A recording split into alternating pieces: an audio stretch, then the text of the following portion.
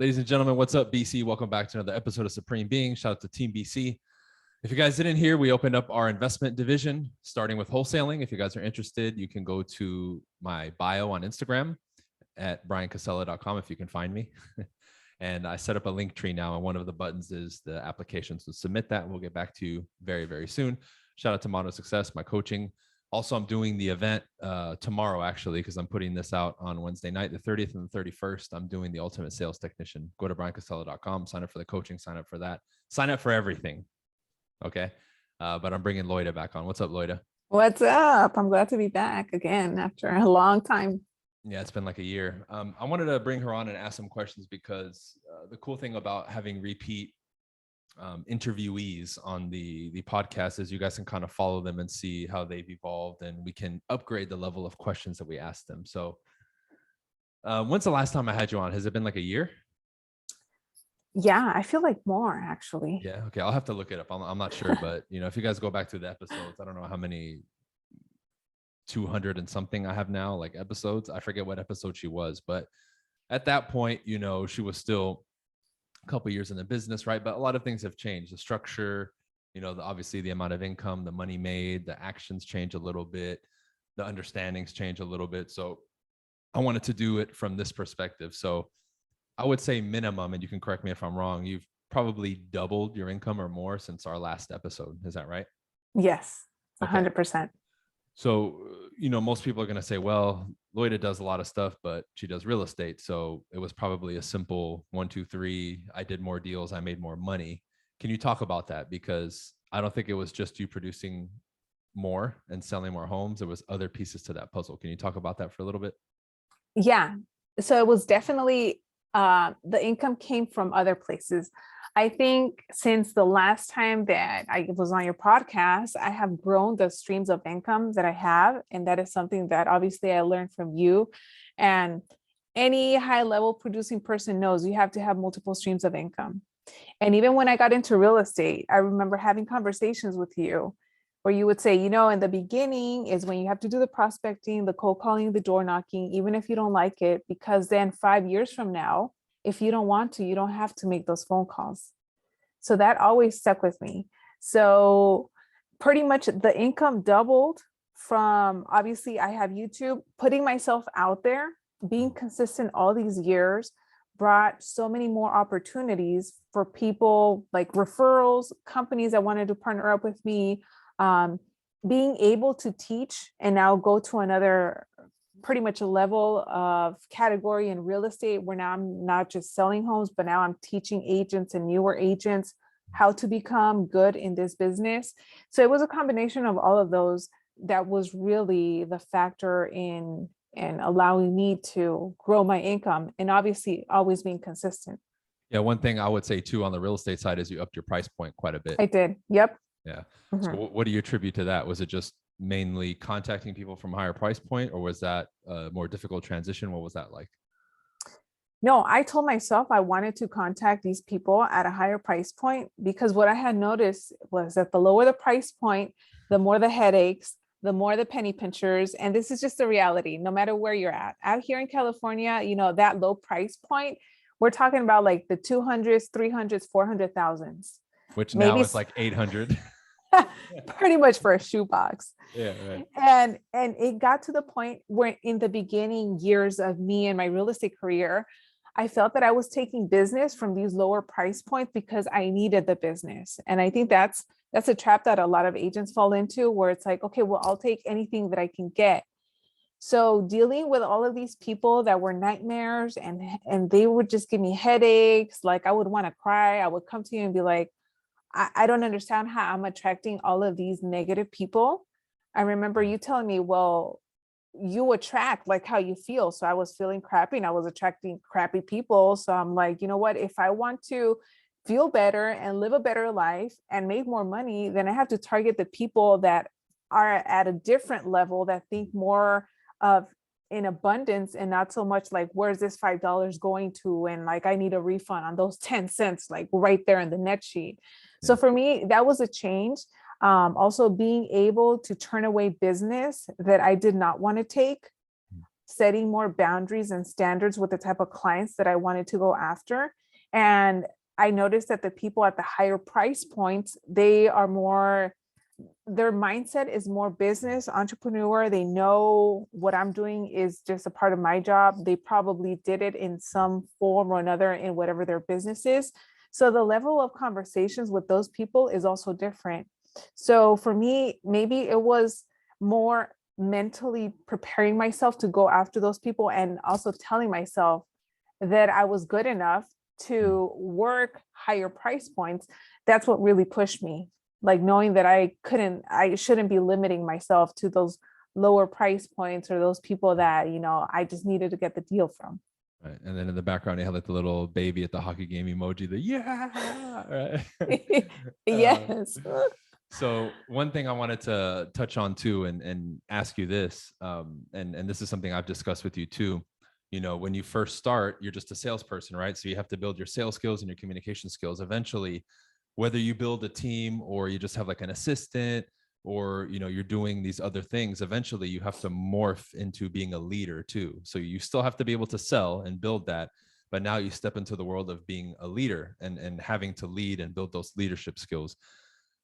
How was that for you? Because that, for a lot of people, that is like a breaking point, and that's why they stay as single agent, because they're either afraid to do it, they're hesitant to do it, or they just can't figure it out, because that's a completely different skill set than selling. Right? How was that transition for you, jumping into now being a leader and actually leading people, having employees, and taking it to that level? It was really exciting for me when I got to that point, because I think also another mistake that a lot of agents make is that they come into this business almost like with an employee mindset instead of like I'm a business owner. And if you're a business owner, whether it's real estate or whatever it is, like you are the owner, you have to be able to find people to do other things and then be the leader. So for me, when I got to that point, I knew, okay, you know, I'm leveling up. I'm going to that next level of what I'm supposed to be doing to continue building this business where I'm not just a real estate agent waiting for a paycheck.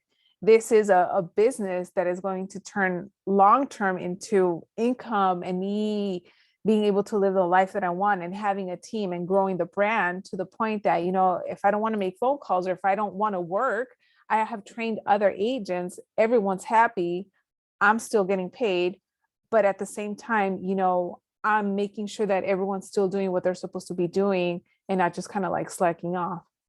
Right. Yeah. And it comes with its own like challenges too, huh? Because even jointly, like us together working with Team BC, like we've had, and this is just a reality of running a business. And maybe I can discuss briefly how it was for me, and then we can pass it to you. It sucks when, you know, you have to go through that, because you have to bring somebody in, train them. You know, we give them, because we're super cool with the people that we have. I mean, talk to anybody from Team BC.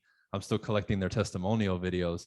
They love being on the team, but there's also been people that we've had to let go or that have left, and you give to those people. You put in your time and your effort, and you actually care. So sometimes whether they leave or you kick them off the team or let them go, it sucks, because in your mind you're like, oh man, I invested X amount of hours into this person. Oh, they were going to do so good and now they left. So for me, especially in the beginning, it would hit me hard. Not so much because I had to hire somebody else, but because I almost took it personally.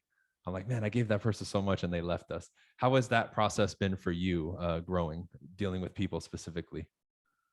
Yeah, it's been very similar. I think the way that I have seen it too is that you quickly can see how different everyone is compared to you. So compared to how you, Brian, work, or me, like everything that I have done.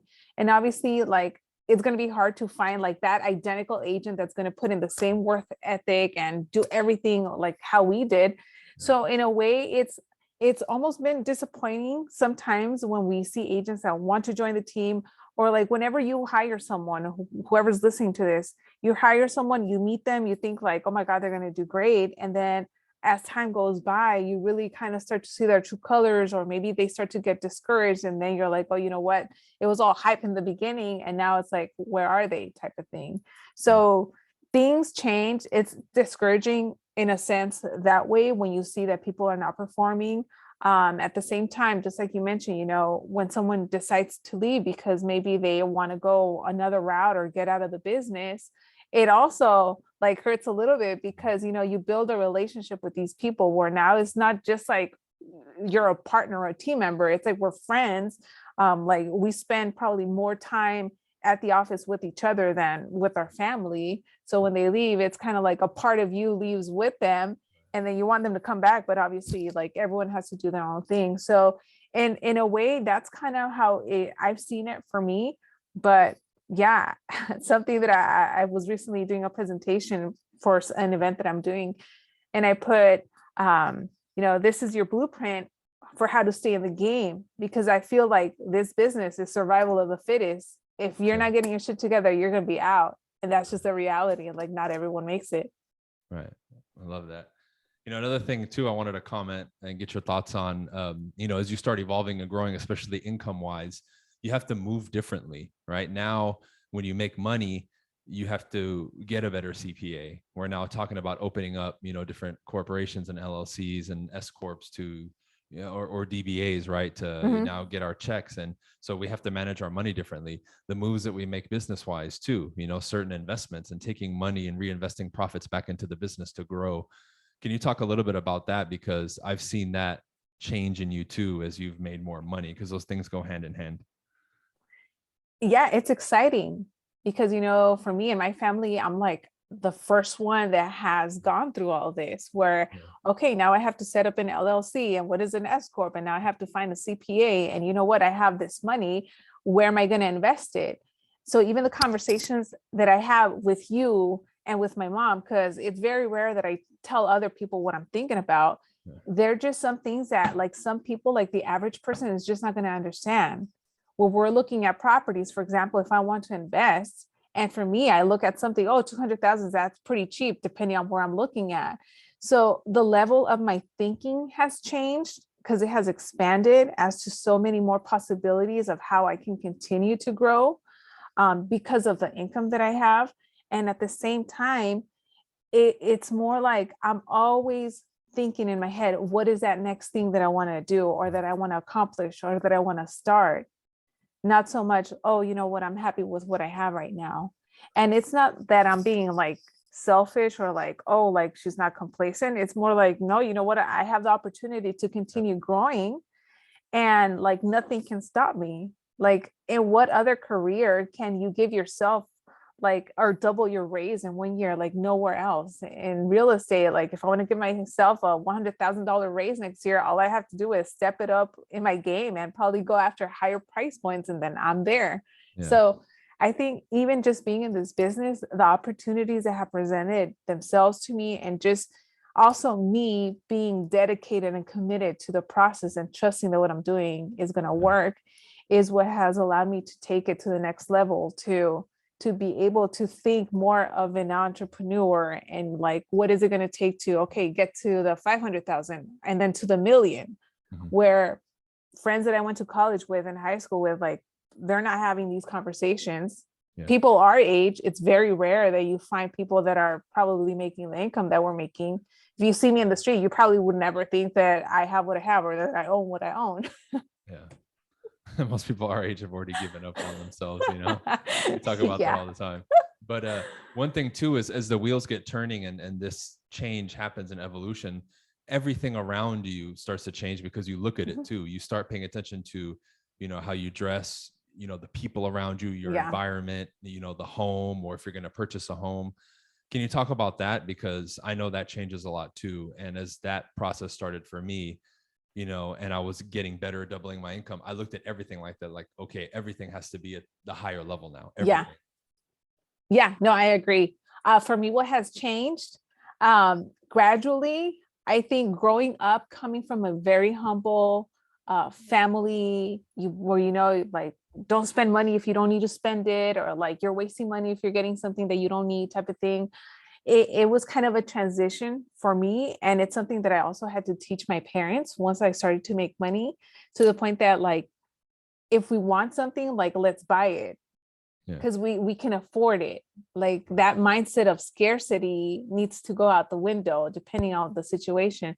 So for me, I've been so much better at that in the past couple of years, and that's something that I have shown my mom and that she has recently seen, where it's like, you know what, if we're going to go and travel and I need to park the car somewhere, I'm going to valet it, because you know what, I'd rather have someone go and park the car, and then we can walk in. If it's raining, we don't have to worry about walking, and then that's it. Little things like that. Eating at a nice restaurant, because that's something that, again, my family was not used to. Yeah. Instead of shopping at the swap meet, maybe going to somewhere that's not the swap meet. I mean, even though I still love going there, but you kind of get the point. It's like a different mindset. How I dress, I want to always make sure that I'm dressed nice when I'm going out, because I don't know who I'm going to meet or who I'm going to talk to. And I want them to see me like, oh, wow, she's like dressed up. She has the earrings, her hair done, her makeup done.